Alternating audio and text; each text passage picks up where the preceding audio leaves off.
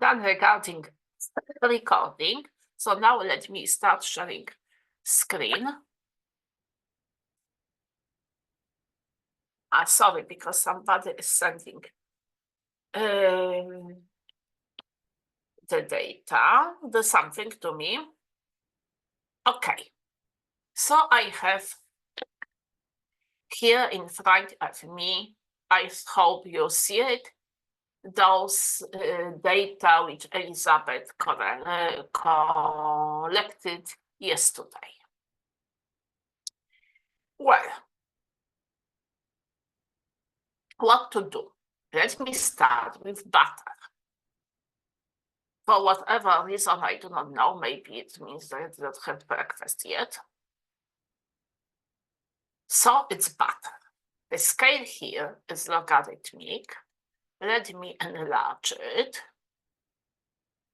I suppose we can start like from 7, 20, 40. Yep. So we have very, very nice dependence. Let me make it in linear scale.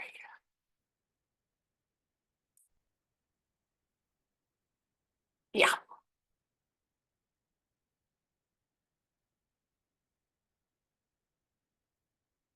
Here I would like to tell you something. Please look here at the last points. 1, 2, 3, 4. And there is a point, this was actually explained yesterday, which is like measured twice. One is with prepolarized and one's with not prepolarized sequence. And you see what is the difference here? I suppose we have Gianni with us, so Gianni might like to say something about that. However, the problem is that actually if you use exactly the same frequency, like here, this is the difference between using prepolarized and non-prepolarized sequence. And this is somehow, the difference is small, yeah? But then when we go further and we do not use the prepolarized sequence anymore because the magnetic field goes higher, then you see a kind of drop here. Gianni can say more about it. Frankly speaking, for quite a long time, I didn't think much about it because well, usually my relaxation rates were quite high and this was not really very much visible. But you see that here this drop is quite significant. And in addition, you can imagine that the relaxation rates can be even lower and then this will be more visible. There is such effect. And one should be aware that, well, it's because of changing the sequence. And maybe, well, people apply different strategies. Some people just think, no, okay, this is the difference here. So let me look what is the difference and just shift the points up according to the difference. I'm not sure this is the right idea. But, well, anyway, there is something in that. As I say, this is the price for changing the sequence and going to further to higher frequencies. If Gianni will be willing to say something about that, because Gianni is with us, it would be highly welcome.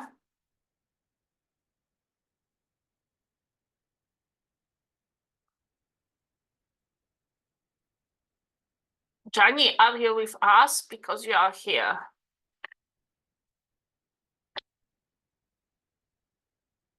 Okay, maybe we can ask him later. So at this moment, we have those data. There are two reasons why I decided to plot them to use the y-axis as linear. First, actually, look, it's not that the relaxation data differ by orders of magnitudes, yeah?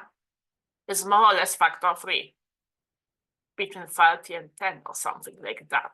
So there's really not reason to use logarithmic scale here. The second thing is that I wanted to see if maybe, if I used here linear scale and here logarithmic scale, maybe I will get a kind of linear dependence here. And it seems to me that I got. So now is the question to you, and I'm displaying chat for myself. You definitely see here a linear dependence of the relaxation rate on the logarithm of the frequency in this range. Could you please tell me what this reminds you about? This is a characteristic fingerprint of what?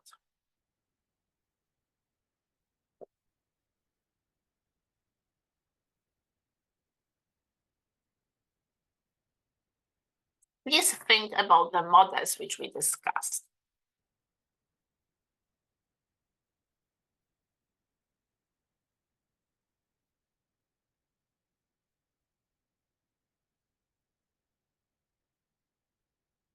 Well, you remember I said that there is such a thing like translation diffusion of water near surfaces. So the water is trapped and somehow can move only in 2 dimensions, like on a kind of surface. And for such motion, one has a linear dependence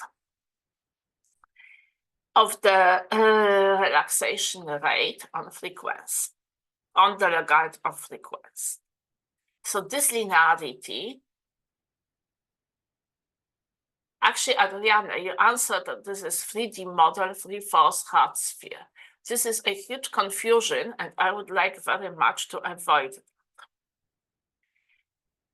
Linear dependence of relaxation rate on the logarithm of frequency, and this is what we have now on x-axis, is a fingerprint, yeah, of 2-dimensional, I mean the motion is restricted, the molecules move on a surface, yeah, on a plane, is the fingerprint of 2-dimensional translation diffusion. For 3-dimensional translation diffusion, we should have a linear dependence of the relaxation rates on square root of the resonance frequency, not the logarithm of frequency. And the most, maybe not most common, but easy to anticipate mistake, which leads to absolute nonsense, is if somebody thinks in this way, okay, I heard something about some slopes and some linear dependencies. So, okay, I have here a kind of linear dependence. I do not look what I have on the x-axis. Then I fit here a slope, and I try to get from that translation diffusion coefficient. This is a huge, and a mostly huge misunderstanding, which leads to completely absurd results. Because to calculate translation diffusion coefficient from a slope of a linear dependence, like Adam demonstrated, the first thing is, I also said something about that. There must be linear dependence of the relaxation rate on square root of the resonance frequency, not logarithm of the frequency. This concept of determining translation diffusion from a kind of low frequency slope applies to unrestricted isotropic 3-dimensional diffusion, not to the diffusion on a surface. So the worst thing which you could do is to fit here a line and then try to get from it translation diffusion coefficient.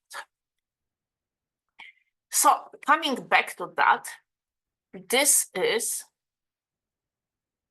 yeah, the fingerprint of 2-dimensional translation diffusion, you know. It goes in this way.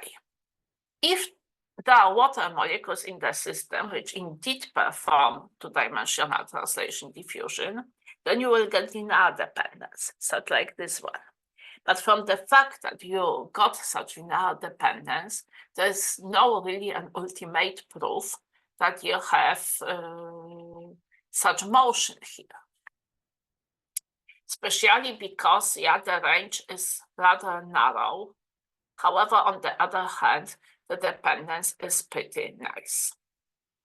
However, it's obvious that if I fit here a line, I will be left with the second contribution, or maybe even more, which is not surprising because I suppose that, well, there's the macromolecular fraction, which undergoes also its own dynamics. The question is whether you see in the experiment hydrogen atoms belonging to the macromolecular fractions, or we see hydrogen atoms of water, which is bound to the macromolecular fraction, and somehow the motion of the macromolecules is reflected by the dynamics of water. It's a matter of debate. However, whatever you put here, I would be not able to reproduce the data in such a way if I use only a kind of linear slope. So let me look for a proper model.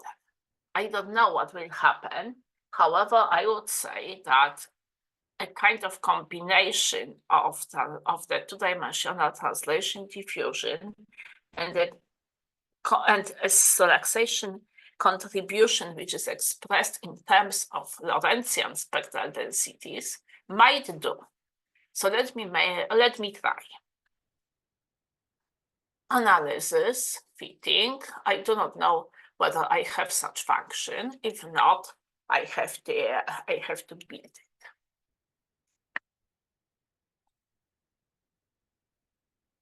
User defined, and we had like testing 2D. So this was different.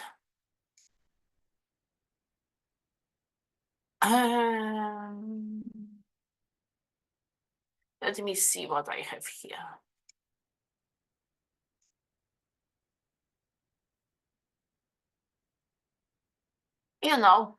I suppose what I will do, I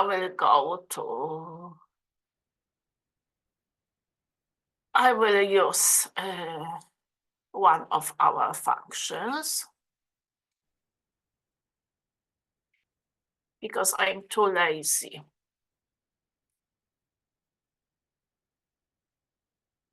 to do that.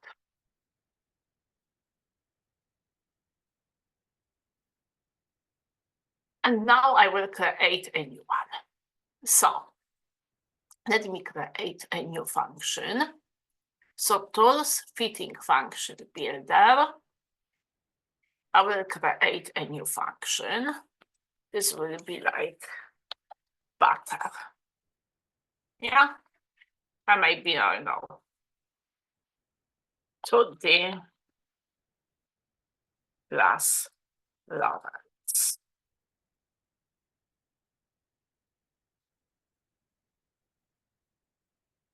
Yep. Okay. Has been trimmed. Okay. This is expression next. And what I need here? Well, C trans, which is a dipole-dipole coupling for the translation diffusion. Tau trans, which is the correlation time of the translation motion, a kind of dipolar relaxation constant, which will be attributed to the Lorentzian function, a kind of correlation time, which will be attributed to the Lorentzian function, and a frequency-independent term, because it can always be useful. Next, as I said, as I am lazy, I will copy my previous function for the translation diffusion, but I will only change. I will only change the symbols.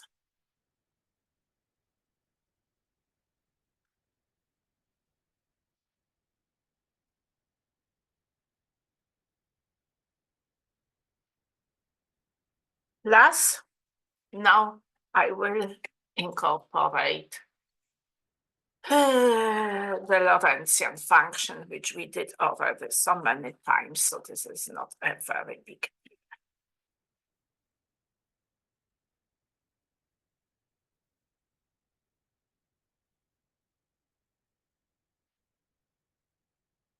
However, too, I have a kind of strange keyboard here, which this is not what I expected. It is not, because I'm using a kind of German keyboard. Okay. Power 2. Done. Plus Control C, Control V 4 times, and here 2 times. And this I should multiply by the dipolar relaxation constant and plus a frequency independent. Yeah, it does something. So next, finish. No, okay. So I very quickly implemented a function which I can use for this data analysis. So now, analysis, fitting, open dialog, and I will be, I have to admit people. Okay.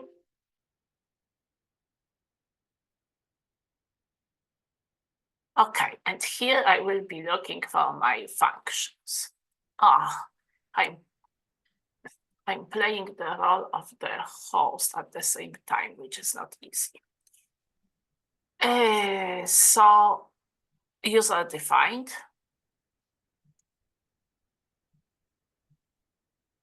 This is not what I wanted.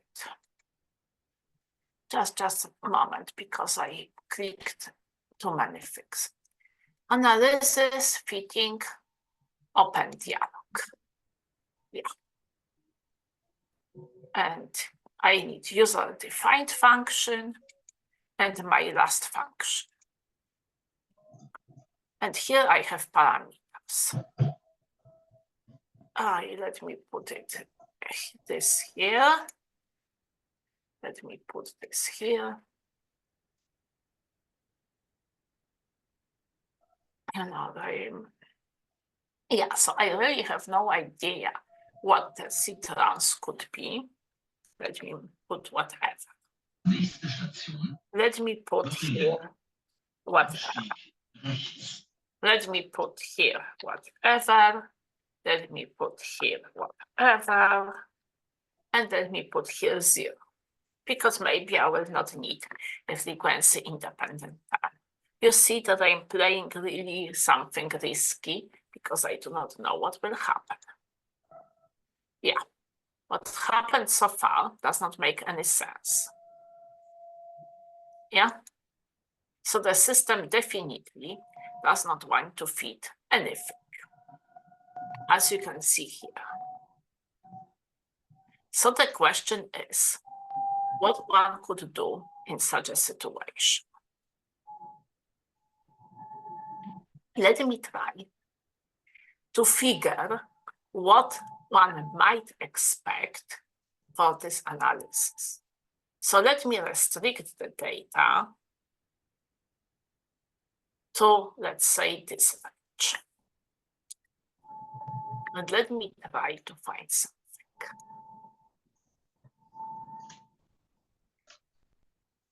Because we are now facing the problem that we have completely unknown data set, and we really do not know which parameters can help here.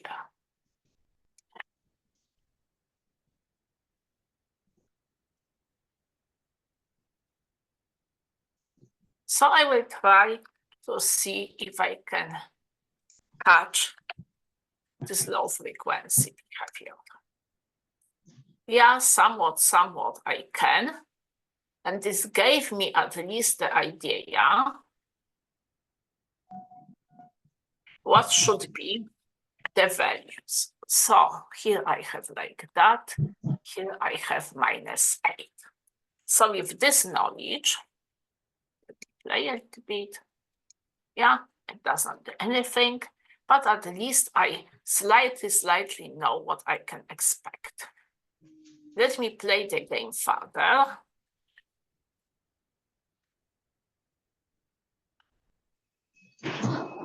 And allow for more contributions. Well, nothing is really happening.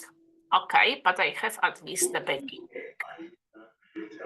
So let me, with this knowledge, let me delete markers and let me start again.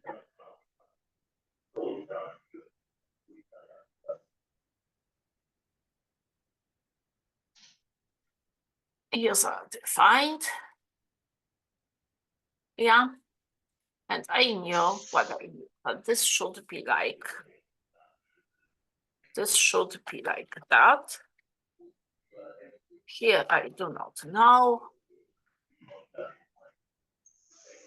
And this let me keep 0. Let me see what happens. Well, definitely nothing good. You know, the system tries to adjust. This is not the perfect fitting. This system tries to adjust to, the system is lazy, yeah? So it tries to find a kind of minimum. Of course, the quantities must be larger than 1, than 0. So if this knowledge nothing happens, it really tries to minimalize it. Let me help the nature. I will still put here 2 power 7, because this is what I got from the beginning. Then look, if I have a spectral density function, which somehow is supposed to mimic this Lorentzian contribution here, what can I expect? This Lorentzian contribution starts turning down, like, you know, about 30 megahertz. Yeah, somewhere here it starts bending down. Well, this is okay, but what does it tell me about the correlation time? You have this product, omega tau. So when omega tau becomes of the order of 1, it means that the Lorentzian curve starts going down. Now, okay, if this is the case and it starts going down approximately at 30 megahertz, which is 3 times 10 power 7, and I multiply it by 2 pi, and I multiply it with a correlation time, and this quantity should give me more or less 1, should be of the order of 1, because then the denominator, this product omega tau, starts to make sense. If it is so, then let me calculate what I get. I get a quantity like power 8, so this tau should be more or less of this order, just to ensure that it goes down more or less here. If this is of this order, and I am supposed to get here like 15, then I try to look at the limiting behavior of the Lorentzian contribution to the relaxation. It's like dipole coupling constant times 1 spectral density times 4 times the second spectral density. So in the low frequency range, it converges 5 times the dipole-dipole coupling constant. 5 times this value is like 10 minus 7. If I multiply it with dipole-dipole coupling constant, it should give me, like, let's say 15, 20. So it should be like power 8, more or less. I'm trying to estimate the initial values, which might give to something. And in addition, maybe if I make this frequency independent term not 0, it will help the nature. Because, it's not that we set a function and we get fit. There are better and worse fitting subroutines, and actually I have to say that this one in origin is pretty worse, pretty bad. For instance, talking about something in Python, which is really, really much better and is able to find the local minimum, which makes sense even if we are far from the initial parameters. But apparently it's not the case here. Well, you see what happened. We start here, it wants to go to 0, below 0. Yeah, but if you see the curve here, at the beginning, I was getting completely nothing, just nonsense. Now, when I somewhat adjusted the parameters in this sense that I look at the data and I try to estimate the possible initial parameters which give me a chance to get something which is reasonable, then it's not so bad. I suppose I will not get a better fit. I might put here like 0.5 and see what happens. It's not really. Try. Yeah. I got a better fit. The question is also what would happen. What would happen if I put the data somewhat up, but this is a kind of different story. Let me try again. And let me fit.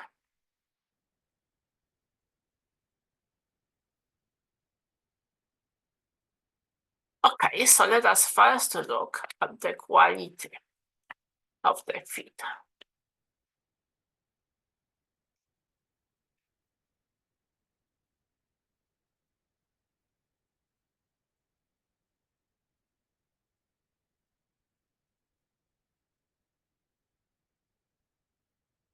The quality of the fit is really, really not bad, not good, in this sense that, well, it really does not capture much. You see here the features of the data. So this is also what you can see what it does. What does it mean to have, like fit? It is not really good. What does it mean that the fit is good or that the fit is bad? So you have seen two things. First, that quite often, if you have nothing about your sample, and you just try to fit a data, it may lead to nothing. Then you have to use your imagination and try to think in terms of some basic math. If the curve shows some features, which we can, easy imagine that, for instance, this contribution goes here like that, and this one goes like that, then one should think a little bit in terms of math and try to predict for which order of parameters. You do not need to calculate the parameters very precisely, but just estimate the order. For which order of those parameters, there is a chance that you will get this kind of curve, this kind of values here, And then it always helps if you use those estimated values as initial parameters. Quite often people say that actually, well, but we do not know. We do not have this imagination, yeah? We cannot predict what is happening. I would suppose you can. It's the matter how much effort you put into that. Because it's not a very big deal, for instance, to plot several times a Lorentzian function. I mean, the simple, the simplest expression for the relaxation. If you just plot it many times for different parameters, then you will realize that, for instance, this is what I demonstrated already many times, that for longer times, it means slower dynamics, the curves bends down at lower frequencies, because if the correlation time is longer, the product omega tau becomes of importance at lower frequencies. Or you can really see to which value this kind of contribution converges at low frequencies. So one has to look at the expression, and if you cannot predict it just like looking at it, try to plot it for, I don't know, 20 sets of parameters of different combinations. And then you will see what can happen and how the curve reacts to those parameters. This is what Pedro pointed out in one of his lectures. Because if you really have no idea, you cannot imagine yourself how changing in some of the parameters which influence the curve, then you are lost. Because unless you are incredibly lucky, like, I don't know, winning a lottery, that accidentally, after many tries, which are very chaotic, you somehow find a set of parameters that maybe the software, catches and somehow finds something reasonable. Let me try something else, because this is one possible approach, but I'm not really very happy about it. You see, this is so, but, well, not really satisfied, yeah? The points here are above, the points here, right? The thing is that this model which we use, especially if you change the scale, so you plot it, like the details are not visible, you can probably defend it. However, it's obvious that there is a kind of dependence here which is not flat, while the model predicts here a flat dependence in some range, and this is hard to accept. So let me try something else. Analysis, fitting. I will try something else. As I say, I do not know what will happen.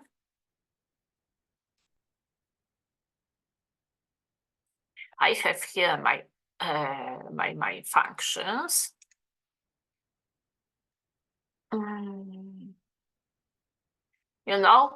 This testing 2D. Do you remember that we wanted to have a kind of power law in addition to the two-dimensional diffusion? It's just this power law. So, okay, we have only one translation diffusion. So let me more or less copy the parameters. 1, 2, 3, 4, 5.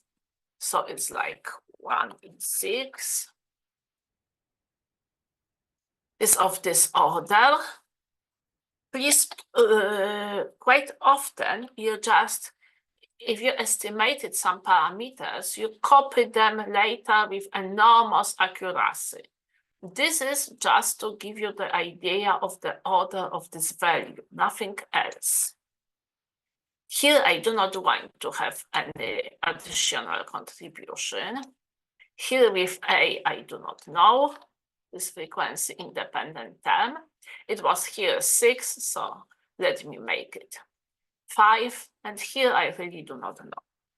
I can put whatever, and the slope I can put like 25, let's say, because this is what is expected for some subdiffusive diffusive macromolecular motion. Not really. Let me put it 0. Yeah. This is definitely not what I will get. Independently what I have here, this is not the right model. So let me try something else. Maybe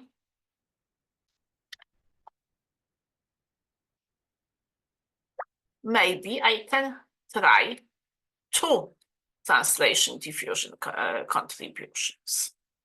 One was like, let me come back. It was like 186, and the correlation time was like 7 minus 7. Let me try again one. I can make it also the dipolar relaxation constant like power 6, but the dynamics can be faster. Let me see what happens there. Well, the system is lazy, so it tries to compensate with the frequency independent term. Well, it goes to parameters which are negative, so I have to put bounds. Let me try again. Yeah, it's a kind of nonsense. Let me try again. Yeah, but here I should have like 1 power 6 and 1 minus 8. You know, the system got stuck. Yep, not really. Let me try with this. Not really. Not really. Yeah, this also I cannot do much. So somehow I tried also other models, but eventually we somehow ended up with this approximation, which at this moment we have. It could be, but we should think, you know, about something better. Then let us try another function, another data, which is yellow heart something. For this purpose, I have to remove the previous things. I will also remove that. I will remove that, and what is left of this thing? Of course, I should change the scale. I do not remember what it was. So let me make it like that. Yep, so it's definitely not this thing. So what I need is like 150. Even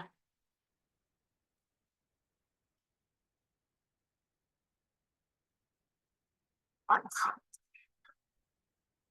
Yeah. So I have now a different thing. What can I say here? I'm not going to solve this problem, let's say, immediately. Maybe, well, it's not the right word. I will try to fit something immediately.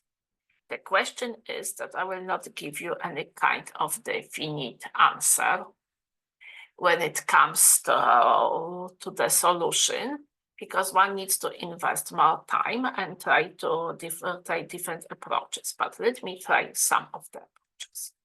If I compare this thing with the previous data, I still see here a nice linear dependence, except of those first 2 points. Well, regarding those points, it can be real, it can be not real, yeah, in this sense that one should really carefully look at the magnetization data, maybe try again and so on, because here is a kind of important problem.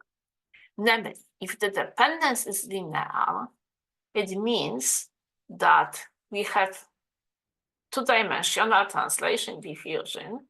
However, the so-called residence lifetime, I mean, the two-dimensional diffusion is like the molecules perform a series of jumps. They adsorb to the molecular surface, stay here for some time, dissolve, make a jump in the vicinity of the surface, get glued again, and so on, and so on, and so on, and so on. And if this dependence is linear, it means that the so-called residence lifetime, the time during which the molecules are attached to the surface, is much longer than the correlation time for the translation diffusion. If we see this kind of effect, so it starts bending down, it might mean that the so-called residence lifetime is not so long. However, in terms of describing the relaxation the dynamics, this is crucial information.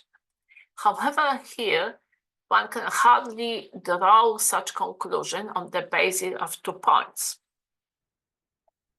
So this will remain a kind of open question. What you see here, compared to the previous data set, when I try to fit the Lorentzian function with moderate success, that here the dependence is for sure different. It's also a kind of linear dependence, yeah? So what I could do, something which completely didn't work before, with this so-called power law in frequency, might work now because of the different shape of this part. So let me try.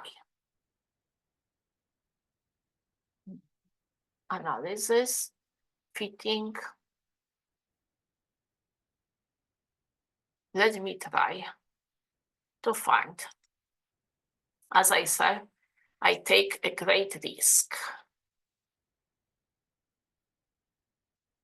I'm coming to my functions.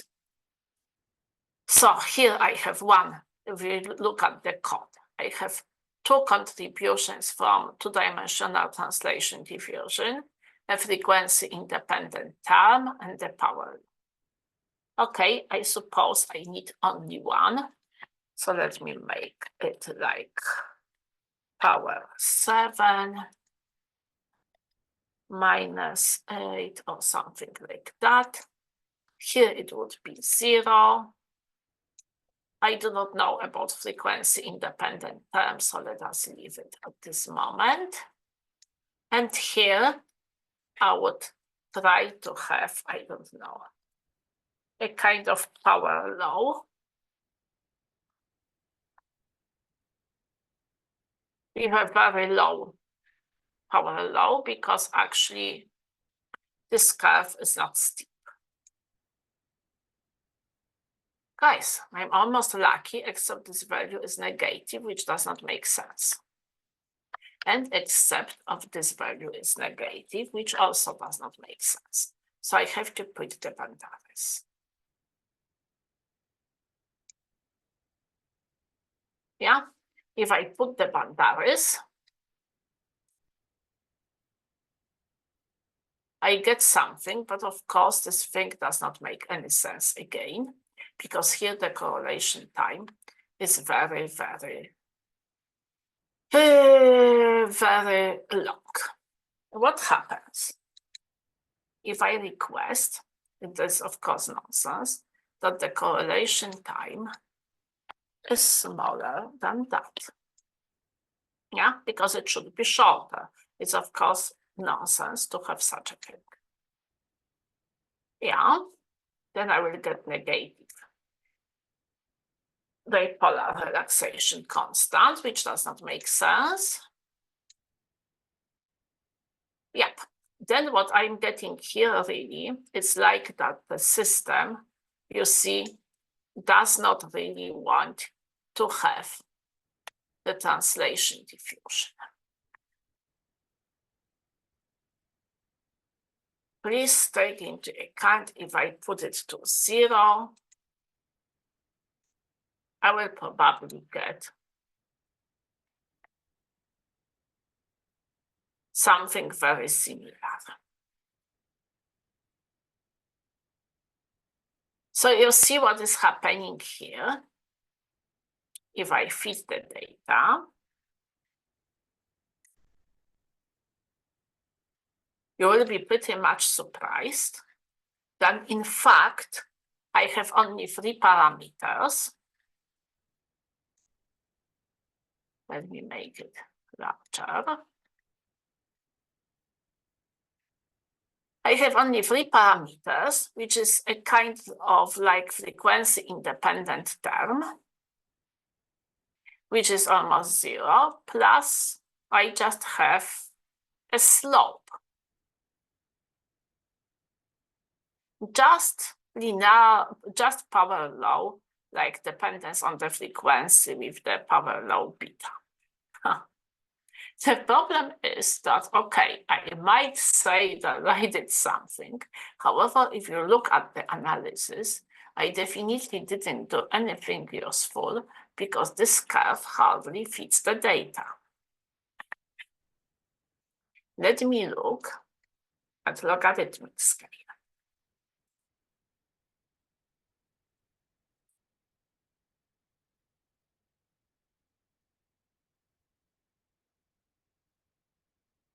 You see what happened here? Just a moment.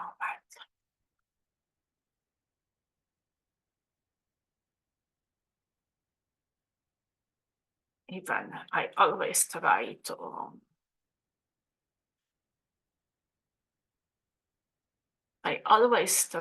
to make it such a way so one sees all details. What happened here in this scale, I more or less catched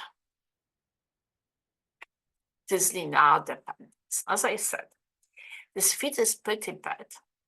And you see it especially when we use the logarithmic scale, the linear scale here, what you have seen here. But then look, if I use logarithmic scale, what I see here is that you have a slight effect of the so-called quadruple relaxation enhancement. This is here a slight effect of the quadruple peaks. So what would be reasonable to do? It would be to remove this range, to mask those points in this range if I want to fit the data. Yep. Let me remove this line. And the question is what I will get here. Okay, I can remove those points.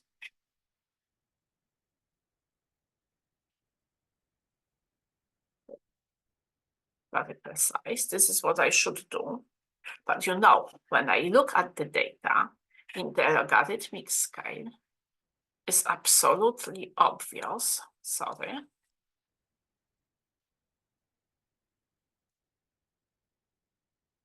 that I am not able to fit them in a linear way.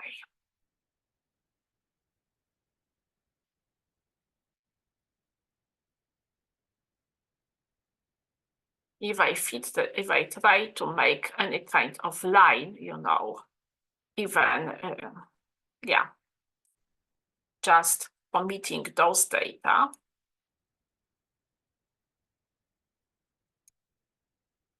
you clearly see that what will happen here, it just does not fit.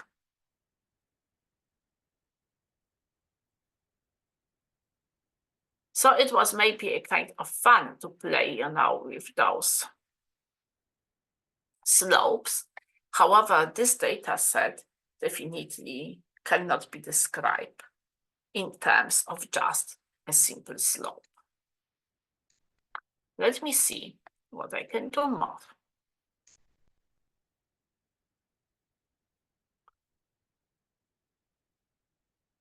I'm struggling with this problem in front of you, taking the risk, but you can see the way of thinking. Let me come back to the linear scale. Let me come back to the linear scale.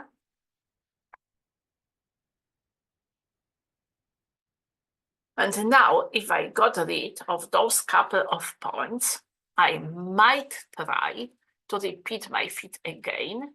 However, you can be pretty sure that it will not fit. However, I will try.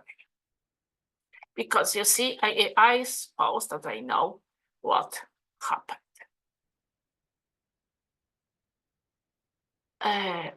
What I want to demonstrate also in this way is that we all are struggling. And it requires effort, and it's a kind of art. And it's not that if you ask us, which function should I fit? Sorry, I do not know. One, if I would have known, I could fit the function myself. It's your task to open your mind on the basis of some knowledge and try different things. Of course, it combines the theoretical knowledge, but also a kind of common sense which one has to apply when one fits the data, because this is also the software issues, that software can find a kind of local meaning. So to state that something cannot be fitted using certain model really requires many, many tries. And there's not like, simple recipe, because otherwise there will be no science. What is really sometimes difficult is that, for instance, we try to analyze some data and then we agree, well, we fit one data set and we want to use it as an example. Then we change temperature, or the system is somewhat different, and the model which we have chosen is not consistent anymore. However, quite often at the beginning, people keep going with what was fixed at the beginning, although it does not fit or gives pretty inconsistent parameters. But then this is the most troubling problem, I would say, because it's really, really, this is the place when if somebody wants to do really useful science, one must put some effort. I mean, one cannot ask which function should I fit, because the answer will be always, I do not know. You see, I do not know which function I should fit. If you want me, for instance, to tell you, I would say, no, okay. If you want me to tell you fast, I can say, no, okay, it shows some linear dependencies here, please try such a thing. But then I try such a thing, in some cases with better outcome, in some cases with worse outcome. And then if you are left with that, we have to be able to open your own mind. Because if you want a detailed answer, in principle, I could fit the data, yeah? However, let me try fitting,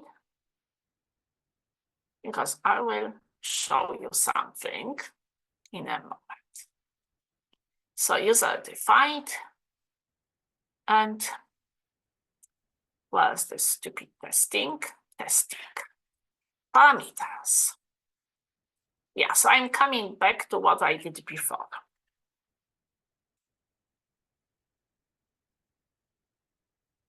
So I take one two-dimensional translation diffusion, and again, a kind of power law.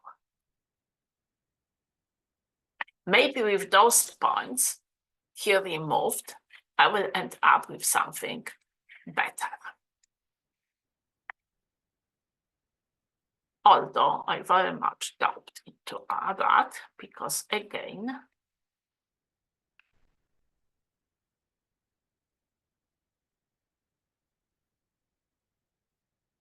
you know, you see what is happening here, yeah? And of course, this factor cannot be negated.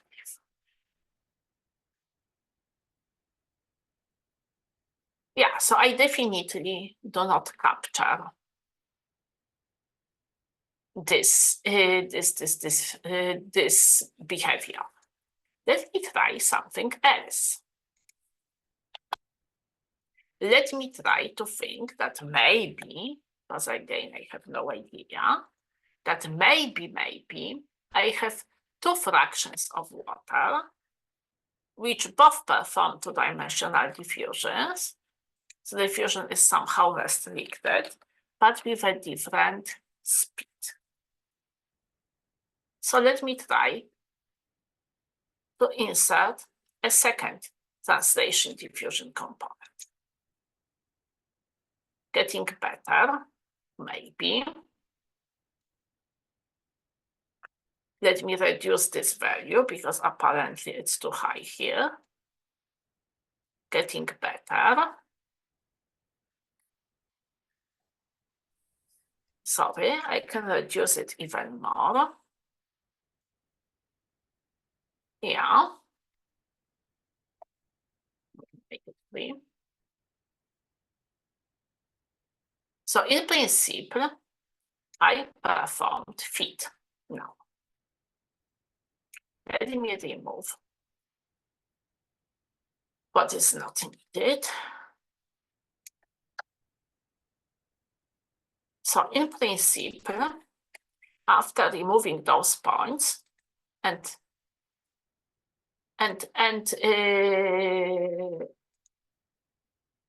changing the model,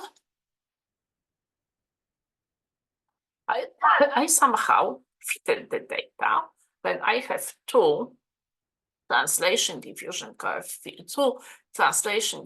processes, both two-dimensional, with a time scale which are different by 2 orders of magnitude. If this is true, I do not know. There are just numerous attempts. And one would need, of course, a kind of consistent studies. One should change temperature, try other data, and so on. But what bothers me here is this effect, you know, because the fit is not perfect, because here the software tries to find a kind of compromise between those two data sets, between this behavior and that behavior. I will show you something. If I limit the analysis to this range, so I somehow do not take into account those 2 points. Let me make the analysis again.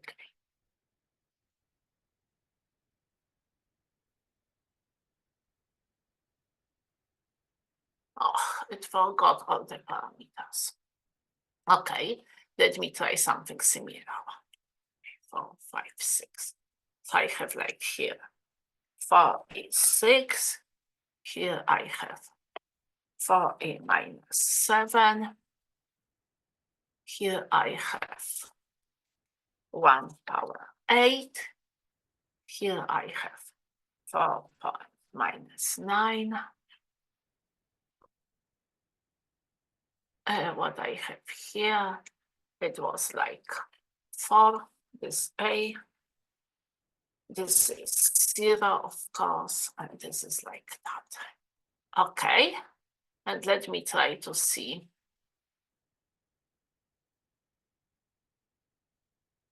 what happens.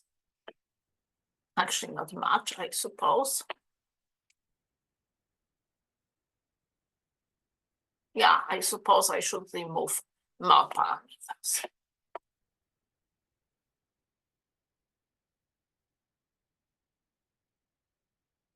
Yeah, the curve did not change much. Sorry, this is not what I wanted.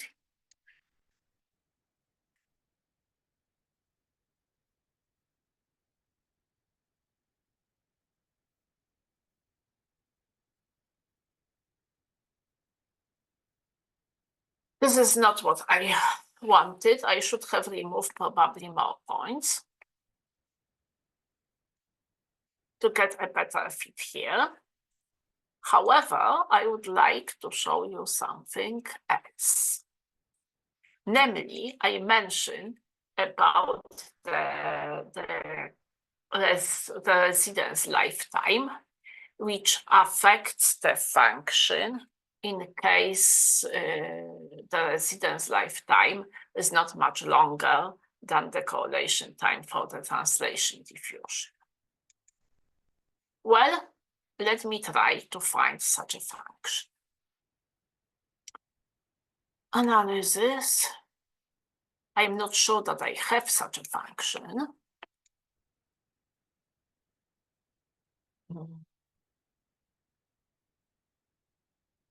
If not, I have to insert it. And I do not want to bother you with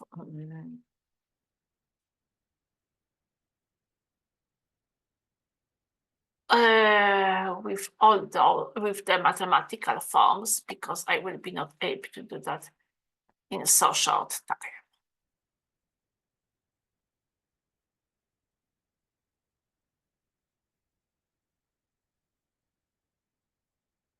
It's not this one. I mean, to some extent it is, because it includes here the residence lifetime. So here I incorporated a correlation, a spectral density function in which the residence lifetime is taken into account. In case I do not find anything better, I will copy it from here, but maybe I will find another one.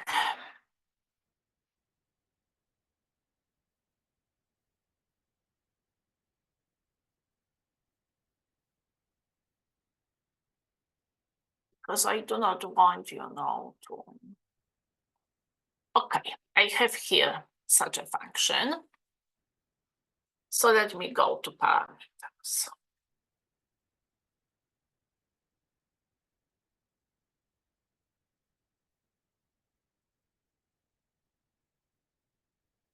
Let me go to parameters here. So what I have here I have a kind of power law, which I do not want to have. So I can always put it to 0. Here I have a frequency independent term. Okay, let it be. We'll see what happens then. Then with those parameters, I have C trans, tau trans, and tau res. When tau res is the residence lifetime. So I have a relaxation contribution, which takes into account that the residence lifetime might be not much longer than the translation motion. Let me try with those parameters. So here I have like 1, 2, 3, 4, 5, 6. I have like 4 power 6. Here I have, 4 power 6 as the initial value. And here I have like 4 minus 7. And let's say this time is supposed not to be much longer than the correlation time for the translation diffusion. So let me try power minus 6. Then here I have a second contribution, which does not include the residence lifetime, but it might be very well, it might fit very well for this part here. So let me see what happens. I just extended the previous model by including, the residence lifetime. Yeah. Let me put 0 here. Yep, fit. And now you will see a miracle.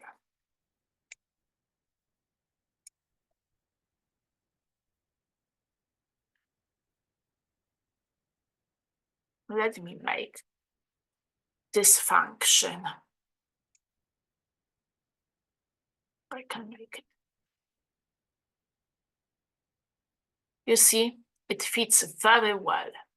There is not any magic frequency-independent term which we struggle to interpret. I have translation diffusion. I have a contribution from a translation motion, which is two-dimensional. And what I can say about this translation motion, that in addition to determine the translation diffusion coefficient, I can also say what is the residence lifetime on the macromolecular surface. And you see that this residence lifetime is more or less by factor 10 longer than the translation diffusion correlation time, which does not fulfill the condition that it is much, much longer, because 10 times is not much longer. And this was sufficient to force this curve to bend down here. Maybe not bend down, but become flat. And I have a second contribution from relaxation, which does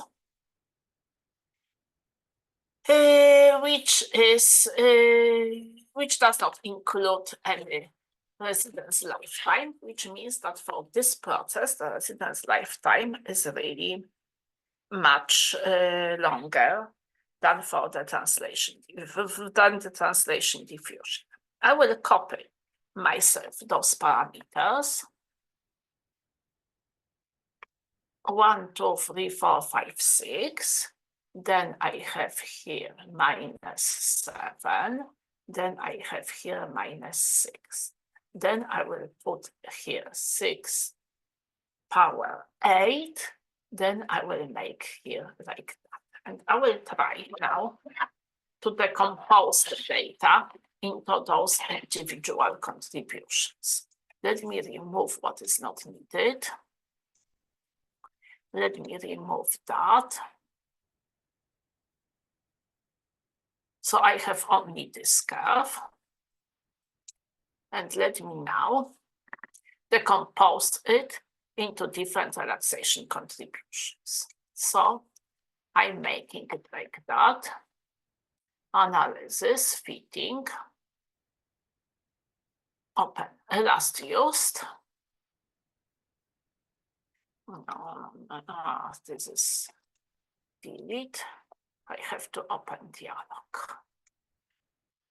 So analysis, fitting, open dialog, and it was user defined, and it had actually the name gels because recently I use it for gels and parameters.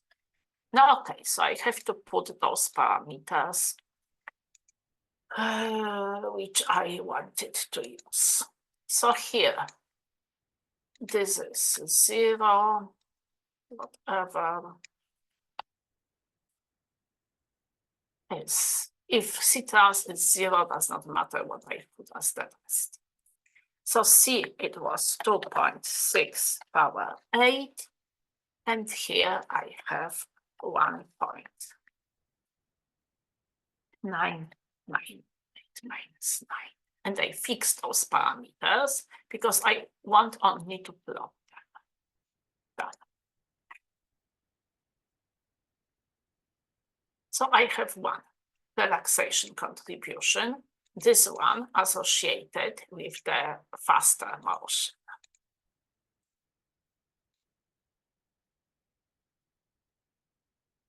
And then, so it's the faster diffusion process. Let me do it again.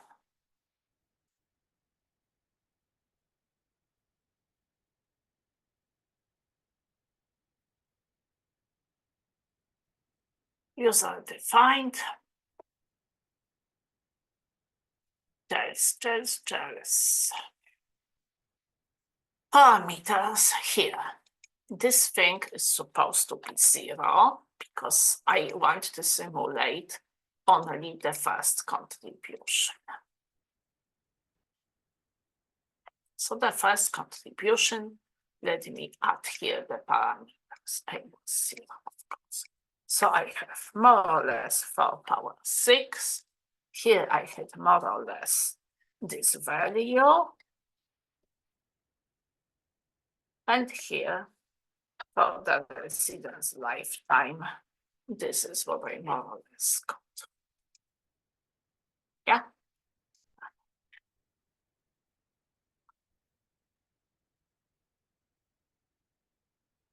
So here I have the second contribution.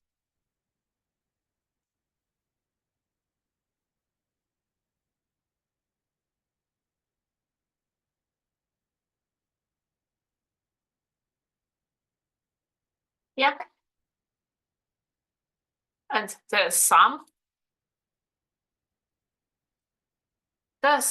gives me the solid line.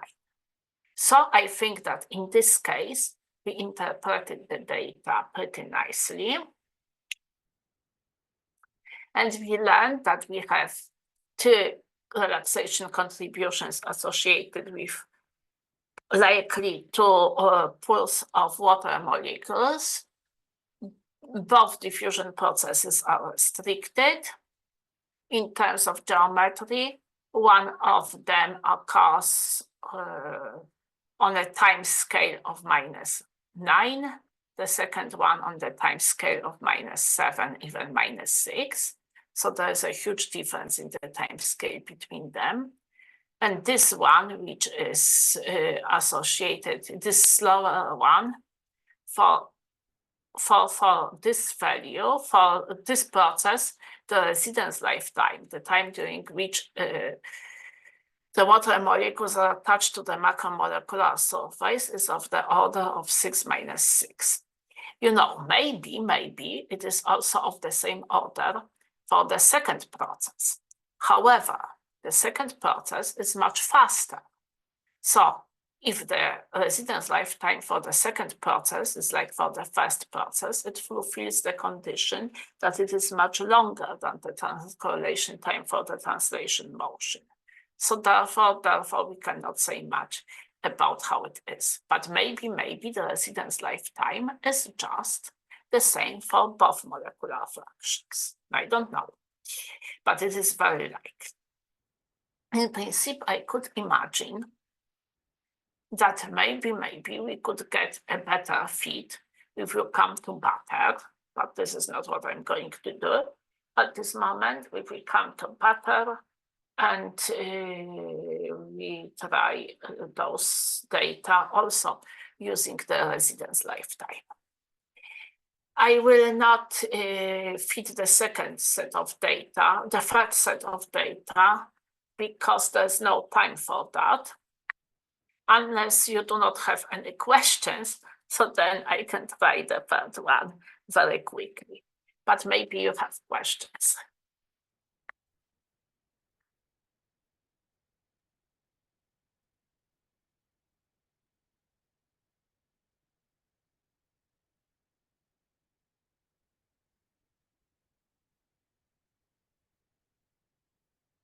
I suppose you now concluded that this is extremely difficult to analyze any data. Let me, in this situation, try. Use this time, I have like 10 minutes to fit the last one.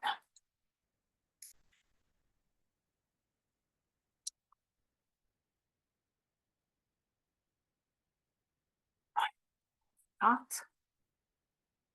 Okay, I have only this. And what have I in addition? I had this thing. Yep, which is like that. So let me remove this. And let me make it from 0 to 40. Yep. I would say that the situation is similar. First, I would remove those points here.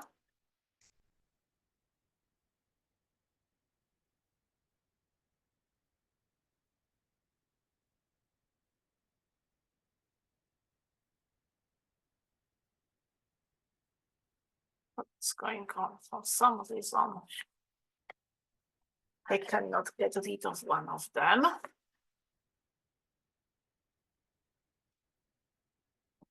Yeah.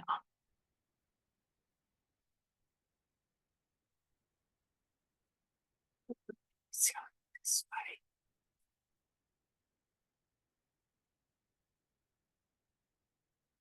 Okay, so I did. And you see this curve here also bends down. So let me try the previous model with the two pools of the translation. Two water pools with different kinds of translation diffusion occurring on a different time scales.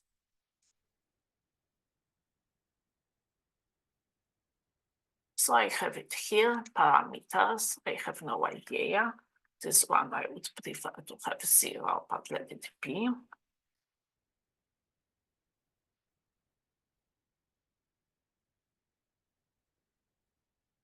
I try to take more or less the parameters from the previous fit. I mean, keep the orders of value. Of course, I do not have any power law. And let me see what happens. Well, nothing good. Of course, those parameters must be larger than 0.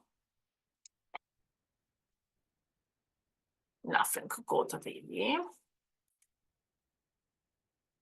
Let me reduce this frequency independent term because it goes too much. You see, whatever I do, it's not this case. So in this case, this is not a good idea. Maybe what will help me is doing something else. Maybe I could here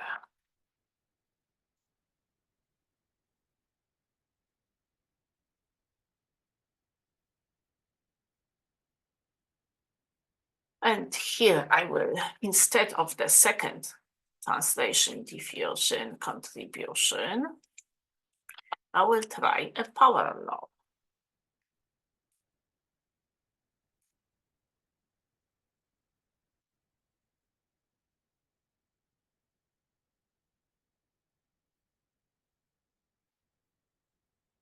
Yeah, not really.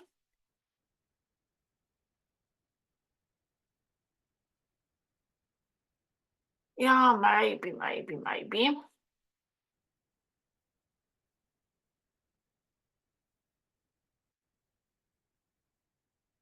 This is 0.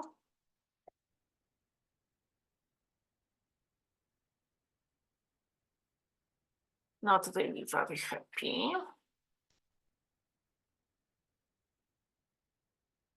I need stronger dependence. Yeah.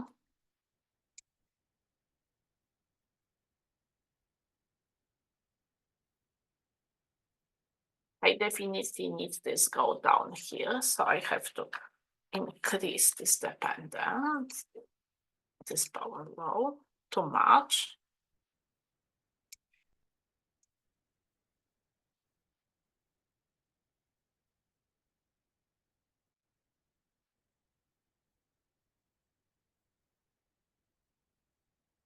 Yep, I did something.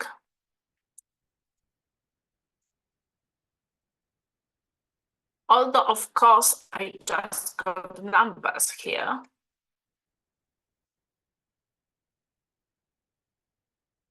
but I would be not so happy about them because it's about the model. Yeah, I have two kinds of cheese, and for one of them I claim that I have two pools of water molecules which diffuse in a different ways.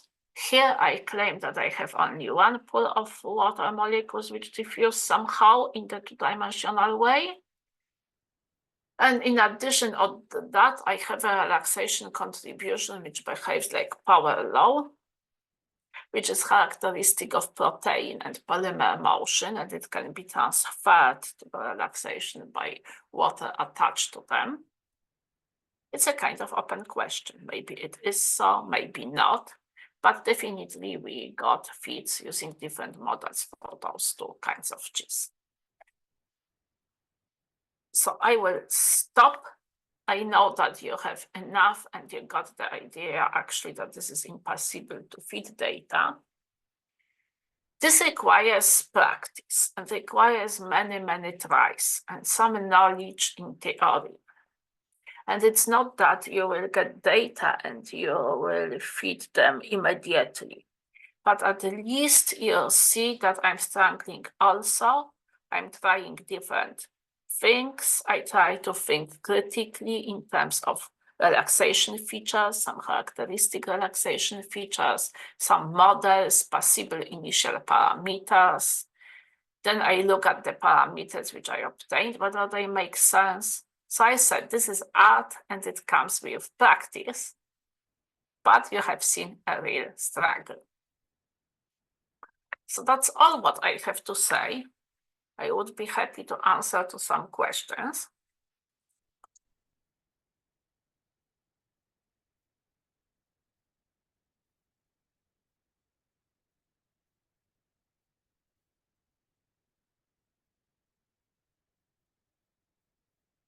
Okay. I am here the whole day, so I would propose that we stop now and in half of hour we'll collect more relaxation data, and Farman from my team will try to give us more data. So first we'll perform more experiments. So we'll have once again the possibility to see how the experiments can be performed, and then we can look at whether the data are similar to those which we already analyzed or not. So enjoy your coffee break.